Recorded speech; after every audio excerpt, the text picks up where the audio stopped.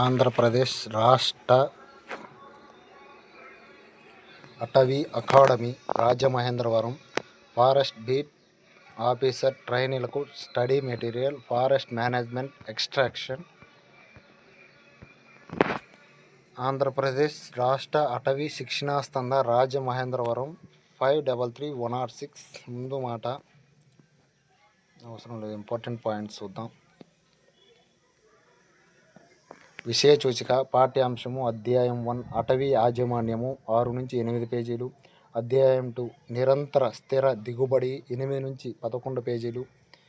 అధ్యాయం 3 ఉత్పత్తి మరియు లేదా చక్రీయము 12 నుంచి 14. అధ్యాయం 4 వృక్షముల ఎత్తు, కాండము యొక్క వ్యాసము, దాని చుట్టుకొలత 15 నుంచి 23. అధ్యాయం 5 శాఖాపరంగా చేపట్టు కలప మరియు వంట చెరకు రాబడి పనులు 24 నుంచి 31. అధ్యాయం 6 శాఖాపరంగా కలప, వంట చెరకు, బీడి ఆకు రాబడి పనులు. పాఠ్యాంశాలు సిలబస్. అటవీ యాజమాన్యంలో నిమిడి ఉన్న వివిధ పర్యావరణ పద్ధతులు, యాజమాన్య లక్ష్యములు, elementary principles of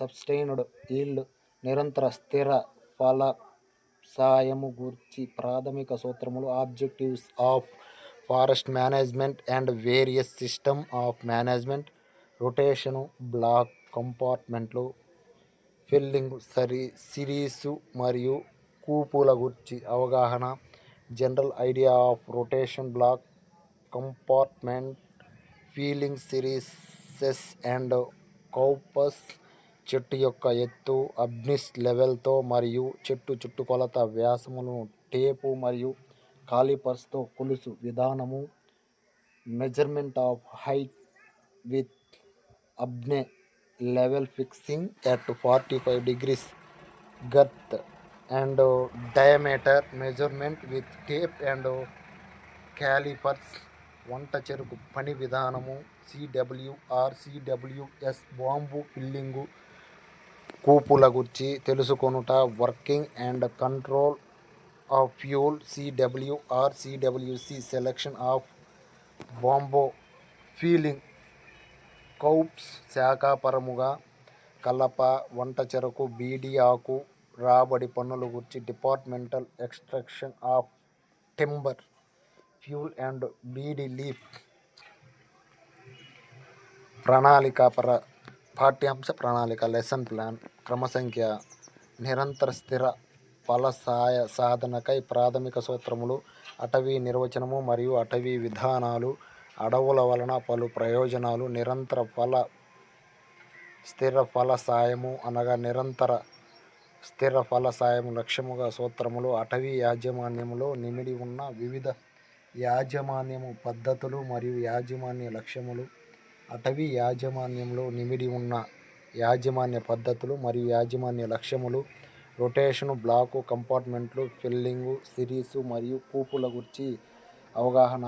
number 1 rotation అనగా దానిలో రకాలు, బ్లాకు కంపార్ట్మెంట్లు వివరణ, ఫిల్లింగు, సిరీసు మరియు కూపుల గురించి అవగాహన, చెట్టు యొక్క ఎత్తును అబ్నిస్ లెవెల్ మరియు చుట్టుకొలత వ్యాసముల టేపు మరియు కాలిపర్స్తో కొలుచు విధానము, జీబీహెచ్ అనగా మరియు దానిని కొలుచు విధానములు, ఎత్తు అబ్నిస్ లెవెల్తో కొలుచు విధానములు, చుట్టుకొలత వ్యాసములు టేపు మరియు కాలిపర్స్తో కొలుచు విధానము, వంట చెరుకు పని విధానము, సిడబ్ల్యూఆర్, సిడబ్ల్యూఎస్, బ్యాంబు ఫిల్లింగు, కూపుల గురించి తెలుసుకొనుట, clear filling system, సిడబ్ల్యూఆర్ system, CWS సిస్టమ్ల వివరణ, శాఖాపరముగా కలప, వంట చెరకు, బీడి ఆకు రాబడి పనుల గురించి, శాఖాపరముగా కలప, వంట చెరకు పనుల గురించి వివరణ, బీడి ఆకు రాబడి పనుల గురించి.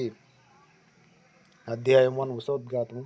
పర్యావరణ శాస్త్ర ప్రకారము అడవి అనగా వృక్షజాలము, ముఖ్యంగా చెట్లతో కూడిన మరియు కలప వృక్షజాలముతో కూడిన, సాధారణంగా తలలు ఒకదానికొకటి తగిలేటట్లు ఉన్న సమూహము. అడవుల వలన ప్రయోజనాలు. ప్రధానంగా అడవుల వలన కలుగు ప్రయోజనాలను 2 విధాలుగా వర్గీకరించవచ్చును. అవి ఉత్పత్తులు 2 సేవలు. ఉత్పత్తుల గురించి చూద్దాం. ఉత్పత్తులు అనగా కలప, వంట చెరకు, రబ్బరు, జిగురు, పూలు, పండ్లు, కాయలు, రంగులు, ఔషధాలు, రెజిన్లు, నార, లక్క, తునికి, ఆకులు, వెదురులు, గ్రాసము, కేను, నూనెలు, మందులు, గడ్డలు, మున్నగునవి మొదలగున్నవిలే. సేవలు అనగా నేల సంరక్షణ, వరదలు అరికట్టుట, పరిశుభ్రమైన గాలి అందించుట, నీడనిచ్చుట, గాలినిచ్చుట, గాలి తాకిడి నుంచి రక్షణ, వాతావరణం సరిగ్గా ఉంచుట, గాలి ధూళిని తగ్గించుట, జన్యుపరమైన వనరులను అందించుట, వన్యప్రాణుల ఆవాసము ఆహ్లాదకర ఏర్పరచుట, కార్బన్ డయాక్సైడ్ నిల్వను సమతూకముగా ఉంచుట, స్వచ్ఛమైన గాలిని చుట మొదలగునవి. అటవీ యాజమాన్యం ఫారెస్ట్ మేనేజ్మెంట్ అనగా బ్రిటిష్ కామన్వెల్త్ ఫారెస్ట్రీ పదకోశం ప్రకారం అడవి యొక్క సాంకేతిక, శాస్త్రీయ మరియు ఆర్థిక సూత్రాలను ఆచరణాత్మకముగా ఉపయోగించుట. అడవి యాజమాన్యం అనగా అటవీ సంపదను కాపాడుటము, పెంపొందించుటకు చేపట్టు వ్యాపార పద్ధతులు మరియు అటవీ శాస్త్ర నియమాలు. అటవీ యాజమాన్యము అనగా మానవుడు తను వాంఛించిన అటవీ ఉత్పత్తులు పొందడానికి చేయు భూ ఆధారిత పర్యావరణ వ్యవస్థ నిర్వహణ. అటవీ యాజమాన్య సూత్రాలు. జాతీయ అటవీ విధానం ఒక వ్యక్తి యొక్క స్థిరాస్తి సరిగ్గా నిర్వహించటము అంటే ప్రాథమికముగా అతని లక్ష్యాల మేరకు గరిష్టంగా ప్రయోజనము కలిగే విధమైన యాజమాన్యము. అడవి నిర్వహణ అనేది ఆదేశిక సూత్రాలపై నిర్మించబడ్డ అటవీ విధానాల ప్రకారము ఉంటుంది. జాతీయ అటవీ విధానం 1894. ఈ మొదటి అటవీ విధానంలో ప్రజా అడవుల ద్వారా ప్రజలకు లాభము అనేది ఏకైక లక్ష్యముగా నిర్వహణ చేయబడింది. ఈ విధానములో వ్యవసాయమునకు ఎక్కువ ప్రాధాన్యమును ఇచ్చి ఫారెస్టును వెనుకకు నెట్టివేయటము జరిగింది. ముఖ్యముగా అటవీ భూములను వ్యవసాయమునకు మళ్లించబడినయి. పాలసీలో 4 లోపాలున్నాయి. అటవీ భూముల్లో వ్యవసాయమునకు మార్చడము, అడవులు ఇచ్చు రక్షక, నియంత్రణ సేవలకు ప్రాధాన్యము ఇవ్వకపోవడము, సుస్థిర ఉత్పత్తి అనే భావన దిశగా విధానము ఉండకపోవడము, పోడు వ్యవసాయము, నియంత్రణ లేని గ్రేజింగ్లపై దృష్టి ఉంచకపోవడము అనేవి. జాతీయ అటవీ విధానం 1952 పైన తెలిపిన లోపాలను ఈ విధానంలో గుర్తించి అడవులకు తగు ప్రాధాన్యతను కల్పించడము జరిగింది. అడవి యొక్క రక్షణ, నియంత్రణ విధానము గురించి మైదానములో కనీసం 20% విధాన రూపకల్పన జరిగింది. అటవీ నిర్వహణలో తగు ప్రాధాన్యతలకు వీలు కల్పించడానికి అడవులను క్రింది విధంగా వర్గీకరించింది. ప్రొటెక్షన్ అడవులు, ప్రొటెక్షన్ ఫారెస్ట్స్. ఇవి భౌతిక, క్లైమేట్ పరమైన అంశాలను పరిగణలోనికి తీసుకున్న అడవులు. జాతీయ అడవులు, నేషనల్ ఫారెస్ట్స్, ప్రభుత్వ అవసరాలను పరిగణలోనికి తీసుకొని రక్షణ, కమ్యూనికేషను, పారిశ్రామిక మరియు ఇతర జాతీయ అడవులు ప్రయోజనాలను దృష్టిలో ఉంచుకొని నిర్వహించు అడవులు. గ్రామ అడవులు, విలేజ్ ఫారెస్ట్. గ్రామీణ ప్రాంతాల్లో వంట చెరకు, వ్యవసాయ పరికరాలు, స్థానిక చిన్న అవసరాలు, పశువుల మేత కొరకు నిర్వహించు అడవులు. చెట్ల భూములు, ట్రీ లీడ్స్. ఇవి సాధారణ అడవి నిర్వహణ బయట ఉన్నప్పటికీ ఆ ప్రదేశంలోని భౌతిక స్థితిగతులను సరిగ్గా నిర్వహించడానికి విస్తరించవలసిన ప్రాంతాలు. జాతీయ అటవీ విధానం 1988. ఈ అటవీ విధానంలో రాను తగ్గిపోతున్న అడవులను దృష్టిలో ఉంచుకొని పర్యావరణ పరిరక్షణ, పర్యావరణ సమతుల్యతను కాపాడుటకు అధిక ప్రాధాన్యతను ఇవ్వటము జరిగింది. జాతీయ అటవీ విధానం సంరక్షణ విధానం 2018 డ్రాఫ్ట్ ప్రతిపాదించబడింది. పెరుగుతున్న సాంకేతిక దృష్ట్యా జాతీయ వైవిధ్య సంరక్షణ, పర్యావరణ సంరక్షణ మరియు వాటి సేవలను పెంపొందించు నిమిత్తం జాతీయ అటవీ విధానము 2018 డ్రాఫ్ట్ రూపొందించబడింది. ఈ విధానములో పొందుపరిచిన విషయములు సంక్షిప్తముగా దిగువన వివరించబడినవి. పర్యావరణ రక్షణ మరియు ప్రజా జీవన రక్షణ. దేశంలో 1/3 వంతు కొండ ప్రాంతంలో 2/3 వంతు అడవులు మరియు చెట్లతో కప్పబడి ఉండాలి. దేశంలో 1/3 వంతు, అదేవిధంగా కొండ ప్రాంతంలో 2/3 వంతు, అడవులు మరియు చెట్లతో కప్పబడి ఉండాలి. వాటర్ షెడ్ మేనేజ్మెంట్ ద్వారా నేల కోతను అరికట్టుట, అగ్రో ఫారెస్ట్రీ, ఫార్మ్ ఫారెస్ట్రీలను వృద్ధి చేయుట, గిరిజన అటవీ ఆధారిత జనులను తగిన ఆదాయము చేకూర్చునంతగా ఎన్.టి.ఎఫ్.పి మరియు మెడిసినల్ మొక్కలను పెంపొందించుట మొదలగునవి. జాతీయ అటవీ విధానాల పరిమాణంలో 1894 వ్యవసాయమునకు ప్రాధాన్యత, 1952 అడవుల వర్గీకరణ, 1988 పర్యావరణ సంరక్షణ, 2018 నేల సంరక్షణ, అడవి ఆధారితల రక్షణ, ఇకోసిస్టమ్ రక్షణ, జాతీయ అటవీ విధానం 2018 డ్రాఫ్ట్ యొక్క లక్ష్యములు: వాటర్ షెడ్ యాజమాన్యం, పునరుత్పత్తి రక్షణ, ఎకోసిస్టమ్ రక్షణ, forest ecosystem, different components of forest ecosystem, abiotic component, biotic components, producer organisms, consumer organisms, decomposers. అటవీ ఆధారిత జనరక్షణ. అధ్యాయం 2 నిరంతర స్థిర దిగుబడి. నిరంతర స్థిర దిగుబడి అనే భావనను మనము అర్థము చేసుకోవాలంటే, ఉదాహరణకు ఒక వ్యక్తి బ్యాంకులో కొంత మొత్తాన్ని నెలవారీ వార్షిక వడ్డీ పొందే పద్ధతిపై డిపాజిట్ చేశాడు. అతడు నిరంతరం వడ్డీని పొందుచున్నాడు. సదరు వడ్డీని మాత్రమే వినియోగము చేసుకుంటున్నాడు. డిపాజిట్ జోలికి వెళ్ళలేదు అనుకోండి. అప్పుడు సదరు డిపాజిట్ మూలధనము అలాగే చెక్కు చెదరకుండా ఉంటుంది. వచ్చిన వడ్డీ వినియోగమవుతుంది. దీనిని నిరంతర స్థిర దిగుబడి అనవచ్చు. Deposit interest. మొదటి వార్షిక వడ్డీ వినియోగం, రెండవ వార్షిక వడ్డీ వినియోగం, మూడవ వార్షిక వడ్డీ వినియోగం. నిరంతర స్థిర వినియోగం అటవీ యాజమాన్య లక్ష్యము. అంటే ఇది విషయాన్ని మనం మన అడవికి అన్వయించుకుంటే, మూలధనము డిపాజిట్ అడవిలో సంవత్సరం ఆరంభంలో ఉన్న గ్రోయింగ్ స్టాక్ అవుతుంది. సంవత్సరాంతము గ్రోయింగ్ స్టాకులో వచ్చిన వార్షిక పెరుగుదల లేదా ఇంక్రిమెంట్ వడ్డీగా భావించవచ్చు. అడవిలో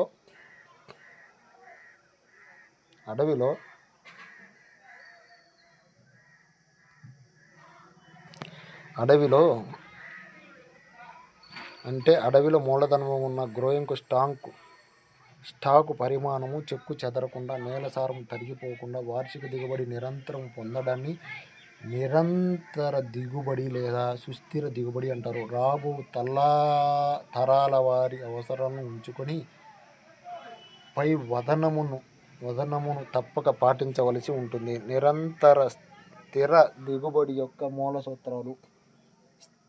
సుస్థిర దిగుబడి యొక్క మూల సూత్రము ఏమి చెబుతుంది అంటే, వార్షిక లేదా పీరియాడిక్ దిగుబడికి అనుగుణముగా ఉండేటట్లు అడవి నుంచి వార్షిక పీరియాడిక్ ఉత్పత్తిని తీసుకోవాలి. ఎట్టి పరిస్థితుల్లోనూ మనము తీసుకున్న ఉత్పత్తి పెరుగుదలని మించరాదు. అంతేగాకుండా సిల్వికల్చర్ సిస్టమ్ నేలలోని సారాన్ని, జాతుల పునరుత్పత్తిని యథావిధంగా తగ్గకుండా ఉండేటట్లు చూస్తుంది. సాధారణ అడవి, నార్మల్ అడవి. నార్మల్ అడవి 3 లక్షణాలను కలిగి ఉంటుంది. నార్మల్ వయస్సు భేదము గల అడవి. ప్రతి వయస్సు గ్రేడ్లో నార్మల్ గ్రోయింగ్ స్టాకు మరియు నార్మల్ ఇంక్రిమెంట్. ఈ భావనలో రొటేషన్ అనేది తీసుకున్నప్పుడు అనుకున్న లక్ష్యాన్ని అనుసరించి నరుకుటకు వచ్చిన వయస్సు అనవచ్చు. పంటను తొలగించగానే ఆ ప్రదేశంలో 1 సంవత్సరంలో పునరుద్ధరణ జరపవలసి ఉంటుంది. ఈ భావనలో కొన్ని పదములను మనము తెలుసుకుందాము. అవి వయస్సు అంతరము. 1 సంవత్సరము అంతరంగా ఉన్న వయస్సు తరగతి ఏజ్ క్లాస్. అడవిలో పెరుగుచున్న చెట్లను నిర్ణీత వయస్సు అంతరంగా వర్గీకరించుట. Growing stock. అడవిలో పెరుగుచున్న చెట్లు అన్నిటినీ సంఖ్య లేదా ఘన పరిమాణముల మొత్తం. ఇంక్రిమెంట్ వృద్ధి లేక పెరుగుదల. ఒక నిర్ణీత సమయంలో సాధారణముగా 1 సంవత్సరంలో చెట్లలో చుట్టుకొలత, వ్యాసము, ఎత్తు లేదా ఘనపరిమాణంలో పెరుగుదల. Periodic block. అడవిలో ఒక భాగము లేదా భాగముల మొత్తం దేనినైతే నిర్ణీత సమయంలో పునరుద్ధరణ కొరకు రోడ్డు పక్కన పెట్టారో ప్రదేశంలో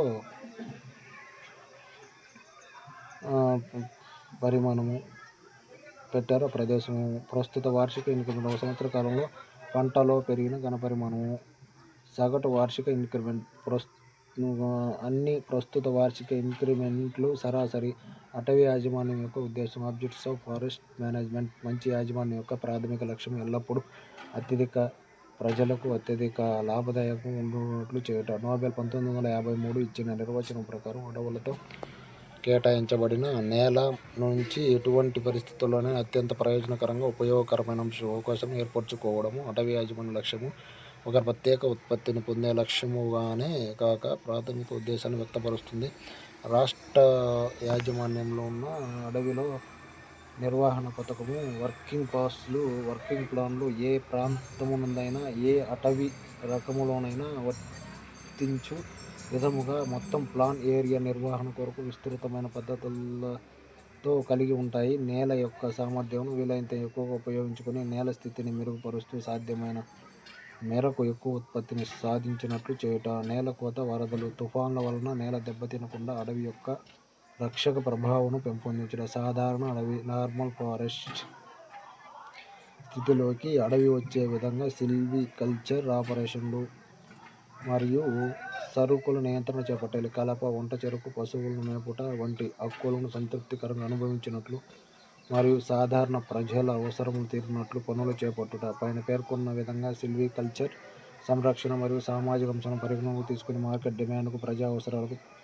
పారిశ్రామిక అవసరాలకు సరఫరా లభించే విధంగా పనులు నిర్వహించుట. ఇటీవలి కాలంలో ఫారెస్ట్ యొక్క సేవలు అనగా వాతావరణం సక్రమంగా ఉండేటట్లు పర్యావరణము సమతుల్యత పరిరక్షణ, జీవవైవిధ్య పరిరక్షణ మరియు ప్రజల జీవన ప్రమాణాలు పెంపొందించుట అను భావముల పట్ల అవగాహన పెరుగుచున్నది. వాటిని పరిరక్షించుటకు నిర్వహణ చేయుట.